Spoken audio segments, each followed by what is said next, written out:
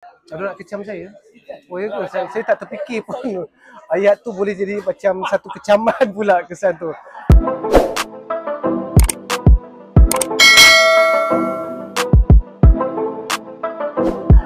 Tak, sebenarnya ayat tu sebenarnya nak beritahu uh, nak beritahu kat orang muda sekarang, khususnya budak-budak yang baru habis belajar kan. Zaman-zaman sekarang ni ramai budak-budak yalah dia lembik-lembik sikit kan. Ya, dia faham maksudnya manja lah, dia manja-manja kat situ kan. Nanti apa-apa berlaku kita tahu macam nak buat. Dalam masa sama sebenarnya kita nak bila bermula sekarang, lepas ni kita nak meramaikan lagi pelapis-pelapis ni sebab kita tak boleh bergantung kepada askar tetap je. Sebab untuk mempertahankan negara dan yalah sekarang tanggungjawab semua orang kan. Contohlah guna cyber apa semua tu kan askar nak buat, kadang yang kita-kita ni buat kan. Contohlah nak macam perang macam kita tengok Israel dengan pasal viral-viral ni. Orang Malaysia netizen kita lagi kuat, hebat, boleh sampai dia orang pressure. So sebenarnya itu tanggungjawab kita.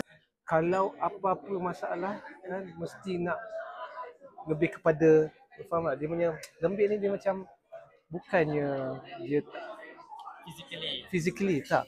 Dari segi kita punya apa bila berlaku apa-apa di sini bermula dulu. Mental. So kalau kau tengok dalam ni contoh lah dalam media sosial sekarang ni kan. Apa sikit semua tengok melenting. Marah itu, marah ini apa semua. So dia menzahirkan menzahirkan identiti anak-anak muda sekarang macam mana. Kan? Kesian saya tengok kan. Macam mana nak ajar dia orang ni kan. Dari segi bahasa dia kan. Sebab kita sebagai orang Malaysia, kita ada identiti kita. Macam mana kita nak jaga identiti kita, adab kita, bahasa kita. Geram. So masalah itu masalahnya. Content creator is content creator. Tapi sebenarnya ada cara lain untuk menjadi yang menzahirkan, melahirkan identiti Malaysia yang macam mana. You nak jadi content creator, buatlah, jadilah macam mana pun. Jati diri kita sebagai orang Malaysia ni makin kurang. Tanyalah budak-budak sekarang ni. Kan? Kalau apa-apa masalah tu ataupun apa pun yang berlaku terhadap negara kita, isu apa semua, tak kisahlah apa berlaku. Biarlah.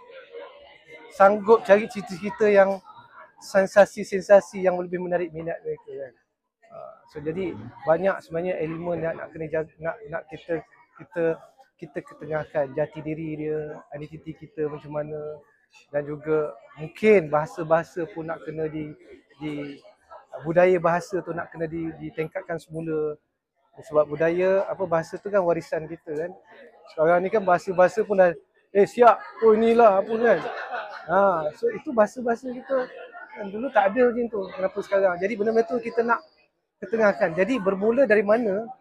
Bagi saya Wataniah ni adalah untuk bermulanya disiplin kat situ. Lepas tu mengajar kita apa itu arahan. Disiplin tu kena ada arahan. Sebab tu dalam training tu kawat tu penting dalam askar. Kalau you tak boleh nak berkawat, maknanya you tak boleh nak terima arahan. Itu very simple dia punya matematik dia kan. So, jadi bagi saya itulah salah satu kaedah dalam platform yang kita boleh nak ajar. Sebab tu sekarang ni kita nak mulakan balik PLKN pada tahun 2026 tak silap saya kan. So, saya ni macam orang politik lah cakap kan. Saya lah pula ada. Saya. Jangan disebabkan satu keruh semua. Kan. Sama juga artis juga kan. Seorang artis semua dilabelkan macam tu. So jadi tak semuanya macam tu. Setiap orang memang ada silap dia kan. Jadi macam mana kita nak betulkan semua tu, itu atas diri kita masing-masing nak menilaikan macam mana. Jadi kalau kita teruskan dengan kita punya doktrin otak kita dan pelan-pelan dalam otak kita yang kita kena fikir macam tu, sampai bila kita takkan ke depan. Sampai bila untuk menjayakan macam apa yang saya nak buat ni takkan berjaya lah. Kita akan makin lama makin dia akan itu je. Benda-benda tetap akan berlaku kan. Kesalahan tetap orang akan cari. Mesti ada silap mana pun. Tapi bagi saya kalau benda tu betul, apa salah ni kita buat je ni. Kan? Sebab tu sekarang ni saya pun sibuk dengan teater sekarang.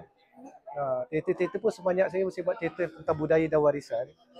Teater Tom Fatimah baru ni, teater Tom Perak, tu Hang Tuah, hikayat Hang Tuah kat Melaka apa semua.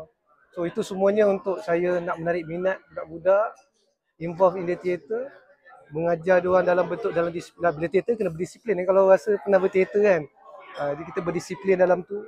Lepas tu dalam masa yang sama bukan nak kita nak melahirkan pelakon-pelakon pun, tapi nak melahirkan dia confident level dia macam mana, ajar bahasa dia macam mana, bahasa-bahasa dulu macam mana.